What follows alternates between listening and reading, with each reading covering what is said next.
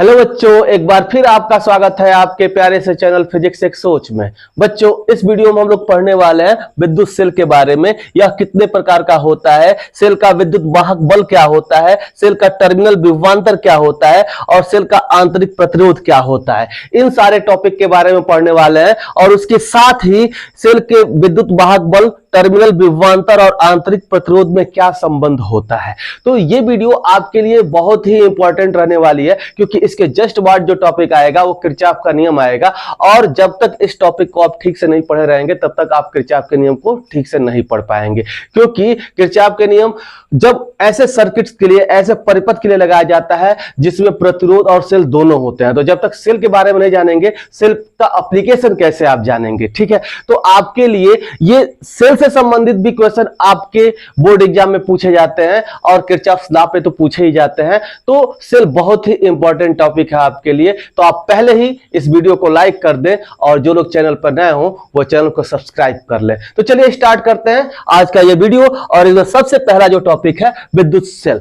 विद्युत सेल या electric cell होता क्या है, आप देखते हैं सेल के अंदर क्या होता है। सेल के अंदर जो भी चीजें होती हैं वो रासायनिक चीजें होती हैं। आप देखते हैं सेल के अंदर जो ड्राई सेल होता है उसमें केमिकल चीजें, काली काली केमिकल चीजें होती है। अगर जिसके अंदर कोई द्रव होता है वो H2SO4 होता है, वो भी केमिकल होता है।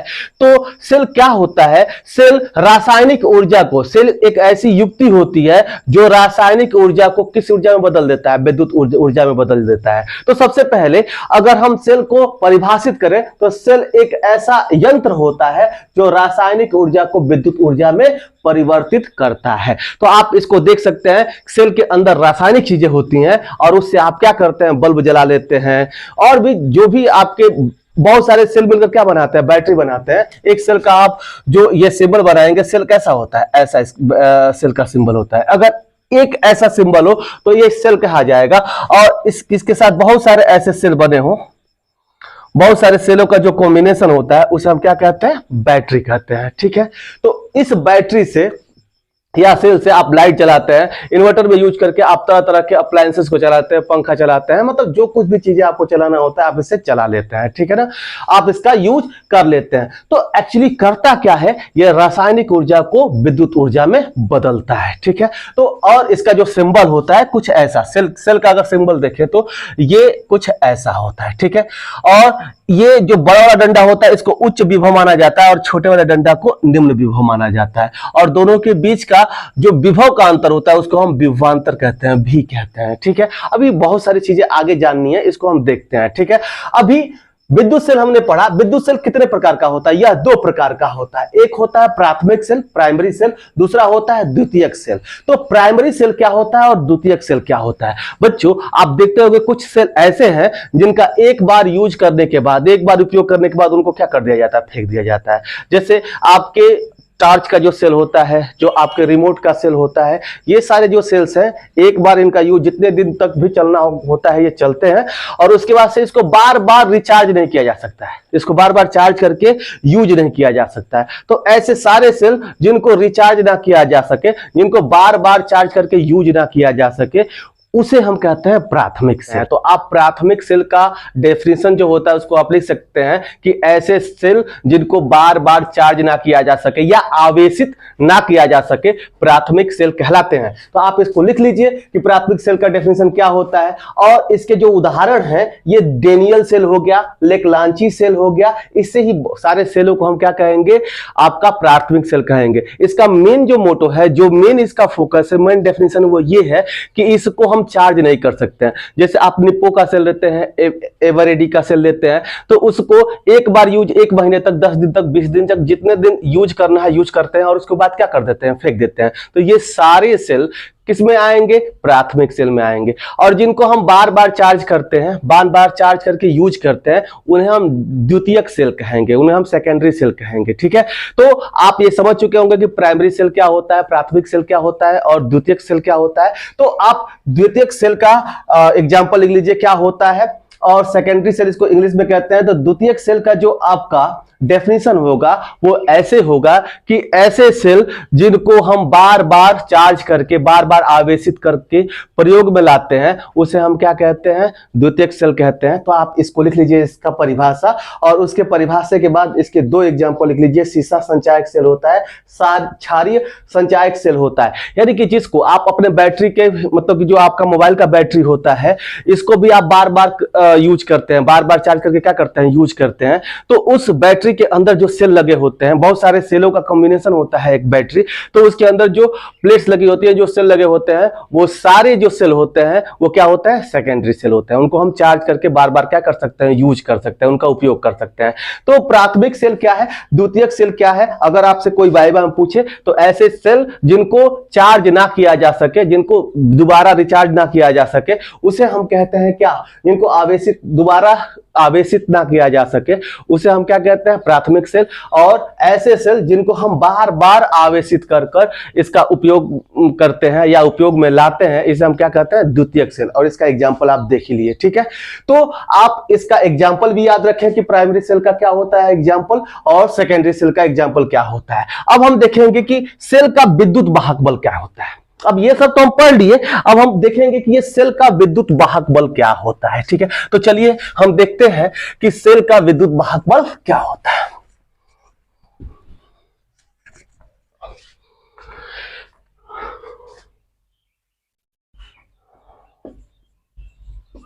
सेल का विद्युत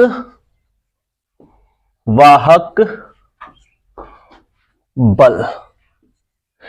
अब सेल का विद्युत वाहक बल क्या होता है, इसको समझिए बच्चों। अगर कोई भी सेल है तो किसी ना किसी परिपथ से ये जुड़ा ही होगा, ठीक है ना। मान लीजिए कि ये एक सेल है, ठीक है, और इसको किसी एक परिपथ में जोड़ा गया, यहां पे कोई अप्लायंस लगाया गया, या तो मान लीजिए कि ये बल्ब है, या वोल्ट मीटर है, या पंखा है, कुछ भी ऐसे किसी चीज से इसको क्या किया गया है, जोड़ दिया गया है इस सेल को, ठीक है ना।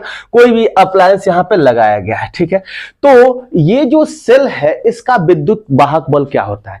जब ये सेल किसी भी तार में लगाया जाता है, किसी भी चालक में लगाया जाता है, तो ये आवेशों को क्या करता है, मूव कराता है। ये आवेशों को एनर्जी देता है, एक ऊर्जा देता है, जिससे आवेश इधर से ये मूव करना स्टार्ट करते हैं। ये इलेक्ट्रॉन जो होते हैं, ये निम्न विभव से उच्च विभव की तरफ मूव करना स्टार्ट करते हैं। तो इसमें करंट इधर से उच्च विभव से निम्न विभव की तरफ जाती है। ये सारा चीज आपको समझाया जा चुका है, ठीक है। तो सेल लगाने से इसमें आवेश क्या कर रहे हैं, मूव कर रहे हैं, पूरे सर्किट में, पूरे परिपथ में मूव कर रहे हैं। तो आवेशों को प्रवाहित कराने के आधार पर ही सेल के विद्युत वाहक बल को क्या कर सकते हैं, हम परिभाषित कर सकते हैं। तो आप विद्युत वाहक बल का परिभाषा जो होता है उसको लिख लीजिए कि एकांक आवेश को सेल सहित पूरे परिपथ में प्रवाहित कराने में सेल द्वारा दी गई ऊर्जा को विद्युत वाहक बल कहते हैं, ठीक है। तो आप इसको लिख सकते हैं कि एकांक आवेश को सेल सहित पूरे परिपथ में प्रवाहित कराने में सेल द्वारा दी गई ऊर्जा को हम क्या कहते हैं, विद्युत वाहक बल कहते हैं। अब इसका मतलब क्या है कि यहां से कोई एकांक आवेश लीजिए, यहां से कोई एकांक आवेश है और ये पूरा परिपथ में ऐसे क्या करे, ये प्रवाहित हो, ऐसे ऐसे घूम के आवे और यहीं पे रुके नहीं, पूरे इस सेल में भी प्रवाहित है। मतलब पूरा एक चक्कर लगाने में, किसी एकांक आवेश को परिपथ में पूरा एक चक्कर लगाने में जो सेल द्वारा उस चार्ज को, उस आवेश को जो ऊर्जा दी जाती है, उसे हम क्या कहते हैं, सेल का विद्युत वाहक बल कहते हैं। इसको एक और तरीके से हम परिभाषित कर सकते हैं। और विद्युत वाहक बल का जो दूसरा परिभाषा है वो कुछ इस तरह से है कि अगर ये जो आप सर्किट है, जो परिपथ है, अगर इसके जो इसका जो कुंजी है, इसको हम क्या रखें, ओपन रखें। मतलब कि अगर ये सर्किट क्या हो, खुला हो, ओपन हो, तब सेल के दोनों सिरों के बीच का जो विभवांतर होता है उसे हम क्या कहते हैं, विद्युत वाहक बल कहते हैं। कि अगर सर्किट क्या हो, खुला हो, ओपन हो, तो उस केस में सेल के दोनों सिरों के बीच के विभवांतर को हम क्या कहते हैं, विद्युत वाहक बल कहते हैं। आप इस तरह से भी इसको क्या कर सकते हैं, लिख सकते हैं, ठीक है। तो दूसरा परिभाषा बहुत आसान है, कैसे लिख सकते हैं कि अगर सर्किट ओपन हो, सर्किट खुला हो, तो सेल के दोनों सिरों के बीच का विभवांतर क्या कहलाता है? सेल का विद्युत वाहक बल कहलाता है। ठीक है, अब आगे देखेंगे कि वैद्युत वाहक बल और टर्मिनल विभवांतर में क्या अंतर होता है। तो चलिए हम अब देखते हैं कि ये टर्मिनल विभवांतर क्या होता है। बच्चों अब हम देखते हैं कि ये टर्मिनल विभवांतर क्या होता है। अभी हमने ये देखा कि सेल का विद्युत वाहक बल क्या होता है, उसमें यह बताया गया कि किसी एकांक आवेश को इस सेल सहित पूरे परिपथ में घुमाने में सेल द्वारा दी गई ऊर्जा को हम क्या कहते हैं? विद्युत वाहक बल कहते हैं। मतलब इसमें सेल में भी और इस सेल के बाहर पूरे सर्किट में घुमाने में जो सेल द्वारा दी गई ऊर्जा होती है उसे हम क्या कहते हैं? विद्युत वाहक बल कहते हैं। अब टर्मिनल विभवांतर क्या होता है? वो ये होता है कि एकांक आवेश को सेल के एक सिरे से दूसरे सिरे तक घुमाने में सेल द्वारा दी गई ऊर्जा को हम क्या कहते हैं? टर्मिनल विभवांतर कहते हैं। इसका मतलब कि इस केस में सेल के अंदर उस आवेश को नहीं घुमाया जाएगा, नहीं मूव कराया जाएगा, केवल सेल के बाहर किसी एकांक आवेश को मूव कराने में, घुमाने में किया गया सेल द्वारा दिया गया जो ऊर्जा होता है उसे हम क्या कहते हैं? टर्मिनल विभवांतर कहते हैं। तो आप इसको लिख सकते हैं, एकांक आवेश को सेल के एक सिरे से दूसरे सिरे तक प्रवाहित करने में सेल द्वारा दी गई ऊर्जा को हम टर्मिनल विभवांतर कहते हैं। तो यहां पर हम इस तरह से इसको डिफाइन कर सकते हैं। बहुत इंपॉर्टेंट है, बार बार वाइवा में या अलग अलग जगहों पे आपसे पूछा जाता है कि टर्मिनल विभवांतर क्या होता है, विद्युत वाहक बल क्या होता है। तो आपको बस एक ही बात याद रखनी है कि एकांक आवेश को सेल सहित पूरे परिपथ में घुमाने में सेल द्वारा दी गई ऊर्जा को हम क्या कहते हैं? विद्युत वाहक बल कहते हैं। और एकांक आवेश को सेल के एक सिरे से दूसरे सिरे तक घुमाने में सेल द्वारा दी गई ऊर्जा को हम क्या कहते हैं? आपका टर्मिनल विभवांतर कहते हैं। तो आप इस तरह से डिफाइन कर सकते हैं, या यह भी कह सकते हैं कि एकांक आवेश को सेल के बाहर पूरे परिपथ में घुमाने में सेल द्वारा दी गई ऊर्जा को हम क्या कहेंगे? टर्मिनल विभवांतर कहेंगे। ठीक है, और दूसरा एक परिभाषा भी आपने विद्युत वाहक बल का ये पढ़ा था कि अगर ये सर्किट क्या हो? ओपन हो, अगर ये परिपथ क्या हो? खुला हो, और उस केस में इस सेल के दोनों सिरों के बीच के विभवांतर को हम क्या कहते हैं? विद्युत वाहक बल कहते हैं। ठीक है, और इसी तरह से अगर हम इस टर्मिनल विभवांतर का एक दूसरा परिभाषा दें तो हम ये कह सकते हैं कि अगर सर्किट क्या हो? आपका परिपथ बंद हो, अगर कोई बंद परिपथ है तो आप ऐसे लिख सकते हैं, किसी बंद परिपथ के लिए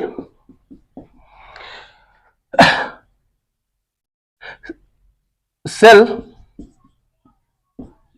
के दोनों सिरों के बीच के विभवांतर को टर्मिनल विभवांतर कहते हैं। ठीक है, मतलब अगर मेजर किया जाए, अगर ये सर्किट क्या हो? बंद हो, तब इसके दोनों सिरों के बीच का जो विभवांतर होता है उसे हम क्या कहेंगे? टर्मिनल विभवांतर हो। अगर सर्किट क्या हो? परिपथ खुला हो, तब इसके दोनों सिरों के बीच का विभवांतर क्या कहलाता है? विद्युत वाहक बल कहलाता है। इस बात को आपको याद रखनी है। तो अगर आपसे ये पूछा जाए कि विद्युत वाहक बल और ये टर्मिनल विभवांतर में अंतर क्या है, तो विद्युत वाहक बल क्या होता है कि किसी एकांक आवेश को सेल सहित पूरे परिपथ में घुमाने में सेल द्वारा दी गई ऊर्जा क्या कहलाता है? विद्युत वाहक बल। और आपका टर्मिनल विभवांतर क्या होता है? उसके उल्टा आप ये लिखेंगे कि एकांक आवेश को सेल के एक सिरे से दूसरे सिरे तक घुमाने में सेल द्वारा दी गई ऊर्जा को हम क्या कहते हैं? टर्मिनल विभवांतर कहते हैं। अगर सर्किट क्या हो? ओपन हो, अगर परिपथ खुला हो, उस केस में सेल के दोनों सिरों के बीच के विभवांतर को हम वैद्युत वाहक बल कहते हैं। ठीक है, अगर सर्किट बंद हो, ये परिपथ आपका क्या हो? बंद हो, तब इस सेल के दोनों सिरों के बीच के विभवांतर को हम क्या कहते हैं? टर्मिनल विभवांतर कहते हैं। तो इस तरह से अंतर भी आप क्या कर सकते हैं? लिख सकते हैं। तो इतना आसान तरीके से आपने समझा कि विद्युत वाहक बल क्या होता है, टर्मिनल विभवांतर क्या होता है, इन दोनों में रिलेशन क्या होता है। अब इस सर्किट में समझाऊंगा, जब इन सब के बीच में मैं रिलेशन बताऊंगा तो आपको ये मैं समझाने वाला हूं। उससे पहले मैं थोड़ा आपको ये बता दूं कि आंतरिक प्रतिरोध क्या होता है, सेल का आंतरिक प्रतिरोध क्या होता है। तो चलिए अब हम पढ़ते हैं सेल का आंतरिक प्रतिरोध। बच्चों, ये एक सेल है और हम जानते हैं कि सेल के अंदर भी विद्युत धारा का क्या होता है? विरोध होता है। यानी कि सेल के अंदर जो इलेक्ट्रोलाइट्स होते हैं, जो आपके रासायनिक पदार्थ होते हैं, वो भी विद्युत धारा का क्या करते हैं? विरोध करते हैं। तो सेल के अंदर जो रासायनिक पदार्थ होते हैं उनके वजह से जो प्रतिरोध उत्पन्न होता है उसे हम सेल का आंतरिक प्रतिरोध कहते हैं। ठीक है ना। तो आप ये कह सकते हैं कि सेल के अंदर इलेक्ट्रोलाइट्स के द्वारा जो प्रतिरोध उत्पन्न होता है उसे हम सेल का क्या कहते हैं, आंतरिक प्रतिरोध कहते हैं। तो आप सेल का आंतरिक प्रतिरोध आप क्या कर लीजिए, लिख लीजिए। इसका डेफिनेशन क्या होगा कि किसी सेल के अंदर सेल के इलेक्ट्रोलाइट्स के द्वारा जो प्रतिरोध उत्पन्न होता है, इलेक्ट्रोलाइट्स मतलब क्या, रासायनिक पदार्थ, रासायनिक पदार्थ के द्वारा जो प्रतिरोध उत्पन्न होता है उसे हम क्या कहते हैं, सेल का आंतरिक प्रतिरोध कहते हैं। ठीक है। अब मान लीजिए कि कोई आप यहां पे सर्किट बनाते हैं, यहां पे एक सर्किट आपने ऐसे बना दिया और सर्किट को क्या कर दिया, आपने क्लोज कर दिया, मतलब धारा इसमें प्रवाहित हो रही है। तो ये धारा जब प्रवाहित होगी इस तरह से, तो ये धारा आकर यहीं पर रुक थोड़ा ना जाएगी, ये इसके अंदर, इस सेल के अंदर भी वो क्या होती है, प्रवाहित होती है। तो इस सेल के अंदर एकदम बिल्कुल ये सुपर कंडक्टर थोड़े ना हो जाता है। सेल के अंदर भी क्या होते हैं, केमिकल सब्सटेंसेस होते हैं, आपके रासायनिक पदार्थ होते हैं, जिनको हम जनरली इलेक्ट्रोलाइट्स कहते हैं। ठीक है। तो उन इलेक्ट्रोलाइट्स की वजह से, उन रासायनिक पदार्थों की वजह से विद्युत धारा का क्या किया जाता है, विरोध किया जाता है, और उनके वजह से जो प्रतिरोध उत्पन्न होता है उसे हम क्या कहते हैं, सेल का आंतरिक प्रतिरोध कहते हैं। तो आप सेल के आंतरिक प्रतिरोध को अगर परिभाषित करना है तो आप कैसे करेंगे कि सेल के अंदर इलेक्ट्रोलाइट्स, आप ब्रैकेट में लिखेंगे, रासायनिक पदार्थों के द्वारा उत्पन्न प्रतिरोध को हम सेल का आंतरिक प्रतिरोध कहते हैं, और इसको हम आर से रिप्रेजेंट करते हैं। कहीं कहीं आपको सर्किट में इस आंतरिक प्रतिरोध को इस तरह से, जनरली ये सेल का वैद्युत वाहक बल ऐसे रिप्रेजेंट किया जाएगा और इसी के ऊपर स्मॉल आर दिखा दिया जाएगा। तो इसको आप समझिए कि ये क्या दिखाया जा रहा है, कि आंतरिक प्रतिरोध दिखाया जा रहा है। और इसको थोड़ा सा जनरलाइज करने के लिए इस आर को, इस आंतरिक प्रतिरोध को इस तरह से भी छोटा सा एक प्रतिरोध दिखाया जाएगा। तो चाहे इसको यहां पे आर लिखा जाए या इसके पास ही एक छोटा सा रेजिस्टेंस बनाकर, एक छोटा सा प्रतिरोध बनाकर आर से रिप्रेजेंट कर दिया जाए, स्मॉल आर से, तो आप समझेंगे कि ये सेल का क्या है, आंतरिक प्रतिरोध है। ठीक है ना। ये क्या है, सेल का आंतरिक प्रतिरोध है। तो आपने समझा कि सेल का आंतरिक प्रतिरोध क्या है, और उसके साथ ही अब हम ये पढ़ेंगे कि सेल के आंतरिक प्रतिरोध को, अब इसके आगे थोड़ा सा पढ़ने को, प्रभावित करने वाले कारक, प्रभावित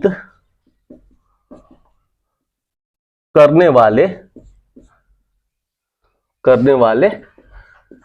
कारक, मतलब कि ये जो आंतरिक प्रतिरोध होता है वो किन किन चीजों पे डिपेंड करता है। ठीक है। अब मान लीजिए कोई भी सेल है, तो सेल के अंदर दो प्लेट्स होंगे इस तरह से, एक पॉजिटिव प्लेट, एक नेगेटिव प्लेट होता है। मान लीजिए कि ये दो प्लेट हो गए सेल के। ठीक है ना। इसके बीच का डिस्टेंस सपोज कीजिए कि d है। ठीक है।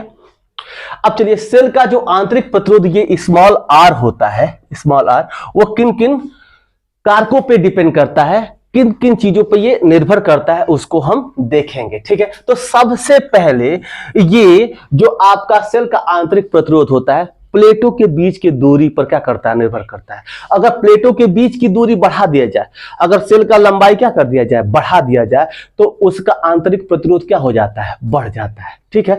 तो सेल का जो आंतरिक प्रतिरोध होता है आर, वो समानुपाती होता है प्लेटों के बीच के दूरी के। तो पहला चीज जो जिस पे डिपेंड करता है कि ये प्लेट्स है, अगर प्लेट्स के बीच की दूरी क्या कर दी जाए, बढ़ा दी जाए, तो सेल का आंतरिक प्रतिरोध भी क्या हो जाता है, बढ़ जाता है। तो सेल का जो आंतरिक प्रतिरोध होता है वो समानुपाती होता है प्लेट्स के बीच के दूरी के। तो पहला फैक्टर ये है, आप इसको लिख सकते हैं। दूसरा फैक्टर क्या है, जो सेल का आंतरिक प्रतिरोध होता है, वो जो प्लेट का क्षेत्रफल होता है, मान लीजिए कि इन प्लेटों का क्षेत्रफल क्या है, ए है। सेल का आंतरिक प्रतिरोध होता है वो इस प्लेट के क्षेत्रफल के व्युत्क्रमानुपाती होता है। वो क्या होता है, ये जो आंतरिक प्रतिरोध होता है किसी सेल के, इस सेल के प्लेट्स के क्षेत्रफल के व्युत्क्रमानुपाती होता है। इसका मतलब क्या है कि अगर क्षेत्रफल ज्यादा हो तो रेजिस्टेंस, इसका जो प्रतिरोध हो जाएगा वो क्या हो जाएगा, कम हो जाएगा। अगर क्षेत्रफल कम हो तो प्रतिरोध क्या हो जाएगा, ज्यादा हो जाएगा। यानी कि अगर किसी बैटरी या किसी सेल का जो प्लेट होता है, अगर उन प्लेट्स को क्या कर दिया जाए, बड़ा कर दिया जाए, उनका क्षेत्रफल क्या कर दिया जाए, बढ़ा दिया जाए, तो प्रतिरोध क्या हो जाएगा, कम हो जाएगा, और उसमें आसानी से वैद्युत धारा क्या होगी, प्रवाहित होगी। तो आप समझ रहे हैं कि दूसरा जो आंतरिक प्रतिरोध को प्रभावित करने वाला कारक है वो क्या है, क्षेत्रफल है। किसी बैटरी या सेल का जो प्लेट है उनका क्षेत्रफल होता है। अब तीसरा क्या होता है, सांद्रता, रासायनिक पदार्थों की सांद्रता पर निर्भर करता है। आर मतलब कि ये जो आंतरिक प्रतिरोध है वो रासायनिक पदार्थों की सांद्रता, मतलब रासायनिक पदार्थों की सांद्रता पर यह सेल का आंतरिक प्रतिरोध निर्भर करता है। किस प्रकार से निर्भर करता है? अगर सांद्रता बढ़ा दी जाए, रासायनिक पदार्थों की सांद्रता बढ़ा दी जाए तो जो प्रतिरोध हो जाता है वो क्या हो जाता है? ज्यादा हो जाता है। और इसकी सांद्रता को कम कर दी जाए तो प्रतिरोध क्या हो जाता है? कम हो जाता है। ठीक है, मतलब जितना डाइल्यूट होगा इसकी सांद्रता रासायनिक पदार्थों की, उतना ही प्रतिरोध कम होगा, उतना ही आसानी से वैद्युत धारा क्या हो सकती है? प्रवाहित हो सकती है। तो तीसरी चीज, ये रासायनिक पदार्थों की सांद्रता पर भी निर्भर करता है सेल का आंतरिक प्रतिरोध। आपसे पूछा जाए कि सेल का जो आंतरिक प्रतिरोध होता है वो किन किन चीजों पर डिपेंड करता है, कई बार ऐसा पूछा गया है। तो पहला चीज कि ये सेल के प्लेटों के दूरी पर निर्भर करता है। अगर दूरी बढ़ा दिया जाए तो आंतरिक प्रतिरोध क्या हो जाता है? बढ़ जाता है। कम कर दिया जाए तो आंतरिक प्रतिरोध क्या हो जाता है? घट जाता है। इसके क्षेत्रफल पे, प्लेटों के क्षेत्रफल पर निर्भर करता है। इसके व्युत्क्रमानुपाती होता है। अगर क्षेत्रफल ज्यादा होगा तो प्रतिरोध कम हो जाएगा, कम होगा तो प्रतिरोध क्या हो जाएगा? सेल का आंतरिक प्रतिरोध ज्यादा हो जाएगा। फिर रासायनिक पदार्थों की सांद्रता पर, अगर रासायनिक पदार्थों की सांद्रता ज्यादा होगी तो प्रतिरोध क्या होगा? ज्यादा होगा। और सांद्रता कम कर दी जाएगी तो प्रतिरोध क्या हो जाएगा? कम हो जाएगा। ठीक है, तो इस तरह से हम क्या कर सकते हैं? इन तीन चीजों पे ये डिपेंड करता है सेल का आंतरिक प्रतिरोध। एक चौथा भी चीज हो सकता है कि अलग अलग, मान लीजिए कि रासायनिक पदार्थ कोई H2SO4 ले ले, कोई कुछ और ले ले, CuSO4 ले ले, तो अलग अलग मटेरियल पर भी क्या करता है? सेल के अंदर अलग अलग मटेरियल पर भी क्या करता है? डिपेंड करता है। किसी के लिए ज्यादा हो जाएगा आंतरिक प्रतिरोध तो किसी के लिए कम हो जाएगा। तो दूसरा क्या, रासायनिक पदार्थों के प्रकृति पर, रासायनिक पदार्थों के प्रकृति पर निर्भर करता है। ठीक है, तो अलग अलग, मान लीजिए कोई दूसरा पदार्थ हो तो उसके लिए आंतरिक प्रतिरोध कुछ और हो जाएगा। अगर उस पदार्थ को बदल दे, जैसे मान लीजिए कि आपके सल्फ्यूरिक एसिड को हम कॉपर सल्फेट में क्या कर दें, रिप्लेस कर दें, तो वहां पे क्या हो जाएगा?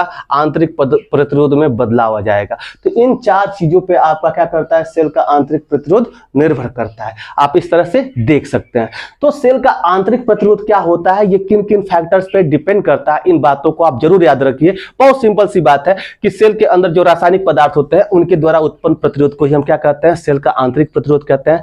पहला चीज है किस पे निर्भर करता है? सेल के प्लेटों के बीच के दूरी पर। अगर दूरी बढ़ाएंगे तो प्रतिरोध बढ़ेगा, अगर दूरी घटाएंगे तो प्रतिरोध क्या होगा? आंतरिक प्रतिरोध घटेगा। वैसे ही इनके क्षेत्रफल पे, अगर क्षेत्रफल बढ़ाएंगे तो प्रतिरोध घटेगा, अगर क्षेत्रफल कम करेंगे तो प्रतिरोध क्या हो जाएगा? आंतरिक प्रतिरोध बढ़ेगा। उसके बाद से उसके अंदर जो रासायनिक पदार्थ है उनके सांद्रता पर आंतरिक प्रतिरोध निर्भर करता है। अगर सांद्रता ज्यादा होगा तो आंतरिक प्रतिरोध ज्यादा होगा, और सांद्रता कम होगी तो आंतरिक प्रतिरोध क्या हो जाएगा? कम हो जाएगा। उसके साथ ही उसके अंदर रासायनिक पदार्थों के प्रकृति पर भी निर्भर करता है।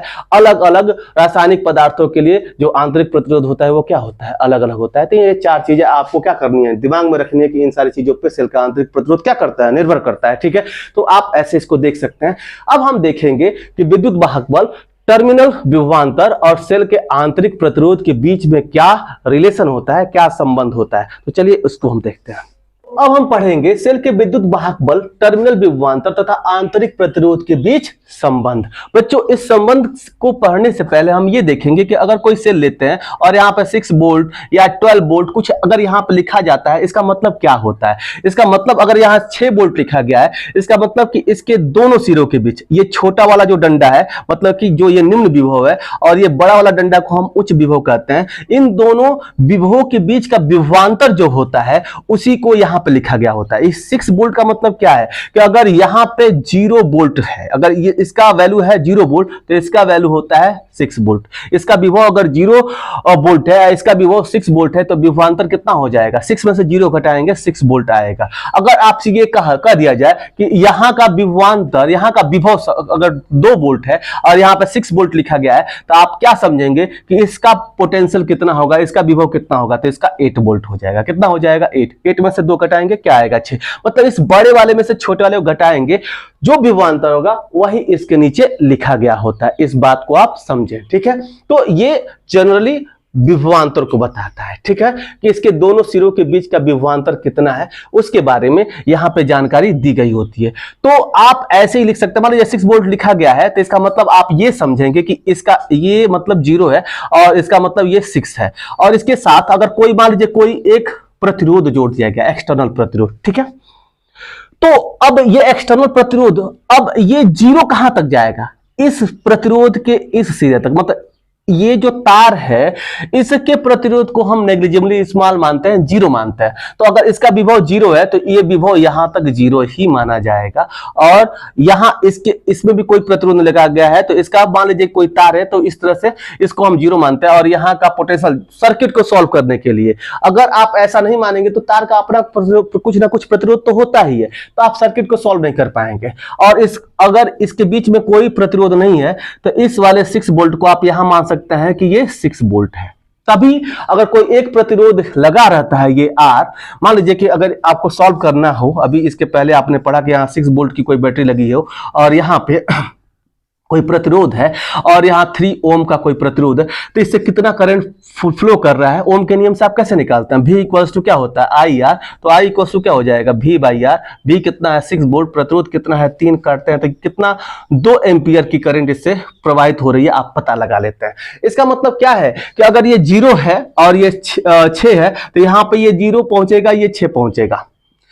ये हम जानते हैं कि जो करंट होती है उच्च विभव से निम्न विभव की तरफ जाती है, तो ये उच्च विभव हो गया तो यहां से करंट ऐसे गई, तो अब यहां का विभव कितना है 6 और यहां का 0, तो विभवांतर कितना हो गया, विभवांतर कितना हो गया, यही तो बताता है कि ओम का नियम क्या कहता है कि तार के किन्हीं दो सिरों के बीच का तार के किन्हीं दो सिरों के बीच प्रवाहित होने वाली वैद्युत धारा तार के दोनों सिरों के बीच के विभवांतर के क्या होती है, समानुपाती होती है। तो यहां 6 और यहां पे क्या 0, मतलब इस प्रतिरोध के अक्रॉस जो विभवांतर होगा वो कितना होगा, 6 होगा। ठीक है, तो एक्चुअली ये जो लिखा गया होता है इसके नीचे जनरली वो टर्मिनल विभवांतर लिखा गया होता है। वो क्या लिखा गया होता है, टर्मिनल, मतलब कि यहां पे जो लिखा गया है यही जो आपका पोटेंशियल डिफरेंस है, यही जो आपका विभवांतर है, वो इसमें जितने भी प्रतिरोध लगाए गए हैं उनके एलॉन्ग क्या होगा, बटेगा। अगर श्रेणी क्रम में लगे हुए हैं तो यही विभवांतर क्या हो जाएगा, उन सारे प्रतिरोधों के अक्रॉस क्या हो जाएगा, बट जाएगा। तो आप समझिए कि यहाँ पे जो लिखा गया होता है वो टर्मिनल विभवांतर ही होता है। अभी कैसे ये होता है इसको मैं समझा रहा हूं आपको। अभी ये जल्दी समझना कि यहाँ पे जो लिखा गया होता है इन दोनों के बीच का क्या होता है, विभवांतर ही होता है, इस बड़े वाले डंडे और छोटे वाले डंडे के बीच का। ठीक है, तो चलिए आपने इस बात को समझा होगा। अब हम देखते हैं यहाँ पे सेल के विद्युत वाहक बल, टर्मिनल विभवांतर तथा आंतरिक प्रतिरोध में संबंध। बच्चों अगर आप कोई सपोज कीजिए कि कोई एक सेल खरीद के लेकर आते हैं, किसी दुकानदार के पास गए और एक सेल खरीद के लेकर आए और उस सेल को एक वोल्ट मीटर से क्या कर दिया, जोड़ दिया। क्या कर दिया, जोड़ दिया। ठीक है, तो वोल्ट मीटर क्या है, ये किसी भी सेल के क्या बता सकता है, सेल का विभव कितना है, उसका विद्युत वाहक बल कितना है, उसको ये क्या कर सकता है, बता सकता है। मतलब कि कितने वोल्ट का वो सेल है उसको ये क्या कर सकता है, मेजर कर सकता है। ठीक है, तो कैसे ये मेजर कर सकता है, इसके अंदर एक प्रतिरोध लगा होता है, उस प्रतिरोध में कितना इस सेल का ऊर्जा कितना खपत हो जा रहा है, कितना विभव को ये क्या कर रहा है, अपने में एब्जॉर्ब कर ले रहा है, जितना ये विभव को एब्जॉर्ब करेगा उसी को ये क्या करता है, वोल्ट मीटर मेजर करता है। तो अगर आप सपोज कीजिए कि कहीं 1.5 वोल्ट का कोई आपने सेल ले आया जिसपे 1.5 वोल्ट लिखा गया है, ठीक है, और आपने इस वोल्ट मीटर से इस 1.5 वोल्ट को क्या कर दिया, इस 1.5 वोल्ट के सेल को क्या कर दिया, जोड़ दिया। तब यहां पे इसके डिफरेंट पैमाना दिया गया होता है, यहाँ पे ये 0, 1, 2, 3, मान लीजिए कि 4 वोल्ट तक क्या कर सकता है, ये आपका वोल्ट मीटर मेजर कर सकता है। तो आप देखेंगे इसमें एक पॉइंटर भी ऐसा लगा होता है जो कि हमेशा 0 पर रहता है, जब तक इस पे कोई आप जोड़े नहीं, किसी सर्किट में किसी सेल से नहीं जोड़ेंगे तब तक ये इसका पॉइंटर कहां होगा, 0 पे होगा। लेकिन जब आप बिल्कुल एक नया सेल खरीद के लेकर आते हैं और मान लीजिए कि मार्केट से जिसका जो वोल्टेज वैल्यू है वो 1.5 वोल्ट है और लाकर इस वोल्ट मीटर से आप जोड़ते हैं इसके तार के सिरों के द्वारा, तो आप देखते हैं कि ये पूरा 1.5 पे जाकर नहीं रुकता है, ये 1 के आसपास 1 ही वोल्ट पे जाके क्या हो जाता है, रुक जाता है। आप सोचेंगे कि आप तो 1.5 वोल्ट का एक सेल खरीद के लेकर आए हैं और आप जब ये मेजर कर रहे हैं तो इसमें 1 ही वोल्ट बता रहा है, ऐसा क्यों हो रहा है। ठीक है, तो आप जरा सपोज कीजिए कि यहां पे एक मैं आपसे एक बात पूछूं कि अगर ये कोई मान लीजिए कि एक कोई ये सेल है और सपोज कीजिए कि ये 12 वोल्ट का है, कितने वोल्ट का है, 12 वोल्ट का है, ठीक है। और यहां पर सपोज कीजिए कि एक हमने यहां पर 11 ओम का रेजिस्टेंस यहां पे हमने लगा दिया और यहां पे एक छोटा सा मान लीजिए कि एक यहां पे लाकर बिल्कुल इसके पास एक छोटा सा रेजिस्टेंस लगाया जो कि कितने ओम का है, 1 ओम का है। सपोज कीजिए कि इसके पास एक और हमने दो प्रतिरोध लगाया गया है, इसमें एक यहां पे 11 ओम का, यहां पे एक 12 ओम का, यहां पे 1 ओम का, ठीक है। अब ये आपसे पूछा जाए कि इसके एलोंग कितना पोटेंशियल डिफरेंस आया, इसके मतलब कि इसके एकरास कितना विभवांतर, इसका जो विभव है, इसकी जो विभव ऊर्जा है वो इसके एलान कितना खर्च हुआ और इसके एलान कितना खर्च हुआ, तो आप कैसे निकालते हैं। सबसे पहले आप ये देखते हैं कि ये दोनों जो आपके प्रतिरोध है वो किस कॉम्बिनेशन में है। तो आप देखेंगे कि जो धारा इसमें जा रही है वही धारा इसमें आएगी, वही धारा इसमें आएगी, पूरे सर्किट में एक ही धारा प्रवाहित होगी, यानी कि ये और ये प्रतिरोध किस कॉम्बिनेशन में हो जाएंगे, श्रेणी क्रम में हो जाएंगे। तो इक्विवेलेंट इसका प्रतिरोध जो हो जाएगा, यहां तो श्रेणी क्रम में सिंपली जोड़ देते हैं, 11 ओम प्लस 1 ओम कितना हो जाएगा, 12 ओम हो जाएगा। और यहाँ पे पोटेंशियल कितना दिया गया, 12 वोल्ट, तो धारा कितना हो जाएगा, V बाई आर होता है। तो इसमें जो धारा प्रवाहित होगी वो कितनी हो जाएगी, 12 ओम इसका प्रतिरोध है या 12 वोल्ट इसका वोल्टेज वैल्यू है, तो 12/12 कट जाएगा, 1 एम्पियर की धारा यहां से जाएगी। कितने एम्पियर की धारा जाएगी, 1, जो आई होगी वो यहां से 1 एम्पियर की धारा यहां से जाएगी। तो ये जो धारा होगी, आप जानते हैं श्रेणी क्रम में सारे प्रतिरोधों में जो धारा होती है वो समान होती है। तो यहां पर भी 1 एम्पियर और यहां पर भी 1 एम्पियर की धारा जाएगी। अब पूछा जाए कि यहां पर कितना है, ये 12 वोल्ट में से कितना वोल्ट यहां खर्च हुआ, तो V इक्वल्स टू, अगर आप यहां पर लिखना जाए तो V इक्वल्स टू क्या होता है, IR होता है। तो यहां पे खर्च हुआ कितना, यहां पे इसका पोटेंशियल खर्च होगा, इसका विभव यहां पे कितना खर्च हो गया, तो I कितना है 1 और यहां प्रतिरोध कितना है 11, 11 गुणे 1 कितना हो गया, 11 वोल्ट यहां खर्च हो गया। और यहां पे कितना खर्च हुआ, अगर ये V1 देखा जाए तो 11 वोल्ट और V2 यहां पे 1 ओम के अलावा कितना आपका जो ये विभव खर्च हुआ, तो आप देखेंगे तो यहां पे धारा कितना 1 ही है और यहां का प्रतिरोध कितना है 1 ही है, तो 1 इंटू 1 कितना हो जाएगा, 1 गुणे 1, 1 वोल्ट यहां खर्च हुआ। तो आप देखिए 12 वोल्ट लगाए थे, 11 वोल्ट कहां खर्च हो गया यहां पर और 1 वोल्ट यहां खर्च हो गया, ठीक है। तो चलिए अब इससे हम ये पता लगा सकते हैं कि आपने 1.5 वोल्ट का कोई सेल खरीद के लेकर आया, ठीक है, तो क्यों ये 1 ही वोल्ट बता रहा है और आधा वोल्ट आपका कहां चला जाता है। तो ठीक है, वो आधा वोल्ट कहां चला जाता है इसको हम समझाते हैं। मान लीजिए कि ये जो आपने वोल्ट मीटर लगाया है इसका प्रतिरोध क्या है, कोई R, इसका प्रतिरोध कितना है, R है, ठीक है। और आपको अभी बताया गया कि ये जो सेल लगाते हैं इसका भी कुछ ना कुछ प्रतिरोध होता है, इसका भी कुछ ना कुछ अपना एक प्रतिरोध होता है जिसको हम क्या कहते हैं, आंतरिक प्रतिरोध R कहते हैं। पता है कि नहीं, अभी आपको बताया गया कि सेल का भी अपना एक आंतरिक प्रतिरोध होता है। अब कोई धारा यहां से प्रवाहित हुई तो ये धारा इसमें भी जाएगी, इसमें भी जाएगी, इसमें भी, और इस वाले प्रतिरोध में भी वही धारा आएगी, ठीक है। तो आप बताइए कि जैसे यहां पर आपने 12 वोल्ट लगाया था तो 11 ही वोल्ट में ये प्रतिरोध खाया और 1 वोल्ट तो ये खाया, ये प्रतिरोध, ठीक है। जो जितना छोटा प्रतिरोध है वो उतना ही कम वोल्टेज खाता है, जितना कम ओम का ये प्रतिरोध होगा उतना ही कम ये विभव को क्या करेगा, स्पेंड करेगा, उतना ही कम विभव को ये क्या करेगा, खर्च करेगा। तो आपने यहाँ पे ये देखा कि जो 12 वोल्ट का यहाँ पे आपने ये एक बैटरी या सेल लगाया है, इसका 11 वोल्ट यहाँ खर्च हो गया और आप 1 वोल्ट यहाँ खर्च हो गया। वैसे ही अगर आप यहाँ 1.5 वोल्ट का अगर कोई बैटरी या सेल लगाए हुए हैं तो यहाँ पे जो खर्च हो रहा है उतना ही ये आपका वोल्ट मीटर मेजर करेगा। यहाँ पे 1 वोल्ट खर्च हुआ है तो ये 1 ही वोल्ट मेजर करते हुए दिखाई दे रहा है।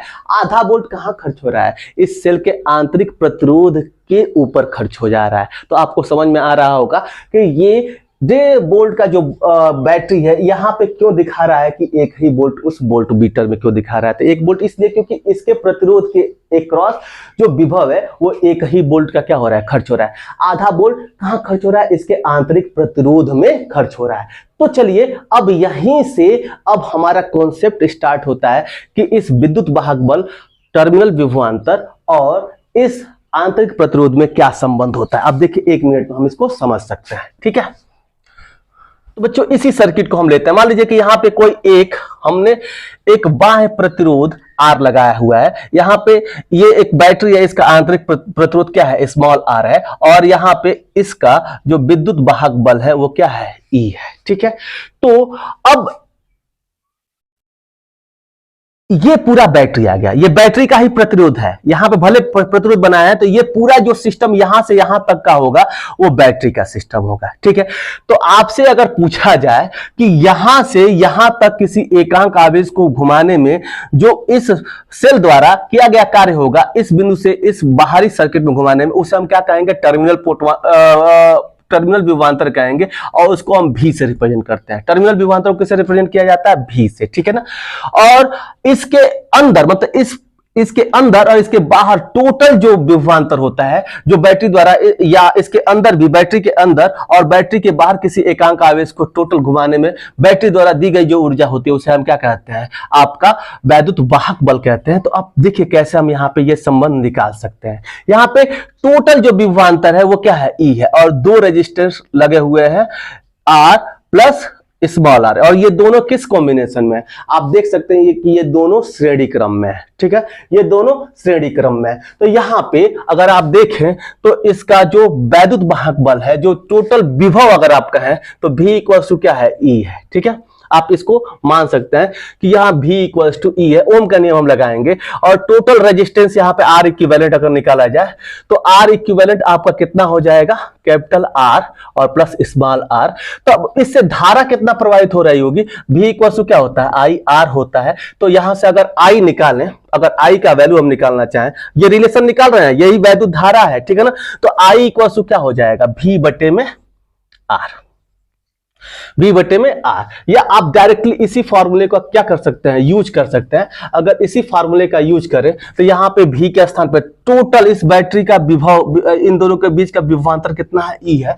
तो आप चाहे तो V के स्थान पर E लिख लीजिए, E इक्वल टू क्या हो जाएगा, यहां पे I को I मान लीजिए कि इसमें धारा कितना प्रवाहित हो रही है, I प्रवाहित हो रही है, और टोटल R इक्विवेलेंट इसका कितना है, R इक्विवेलेंट कितना है, जितना है उतना लिख दीजिए आप, तो capital R plus small r। ठीक है, तो आप इस तरह से लिख सकते हैं E इक्वल्स टू ये I इंटू कैपिटल R और प्लस में I इंटू स्मॉल r। ठीक है, अब देखिए आप जरा ध्यान से समझिए कि ये I यहां से स्टार्ट हुई है, और I इंटू दिस R, ये I यहां पे गई है, I इंटू दिस R, ये R बैटरी के अंदर है, ये स्मॉल r क्या है, बैटरी के अंदर है, और बैटरी के बाहर एक ही ये प्रतिरोध है जो कि कैपिटल R है। तो बैटरी के बाहर इस प्रतिरोध से एकांक आवेश को घुमाने में किया गया बैटरी द्वारा जो दी गई ऊर्जा होती है उसी को हम क्या कहेंगे, टर्मिनल विभवांतर कहेंगे। तो जो ये IR होगा इसी को हम क्या कहेंगे, टर्मिनल विभवांतर कहेंगे। ठीक है, और इसके अंदर और इसके बाहर दोनों में जो ऊर्जा खर्च हुई है उसी को हम क्या कहते हैं, विद्युत वाहक बल।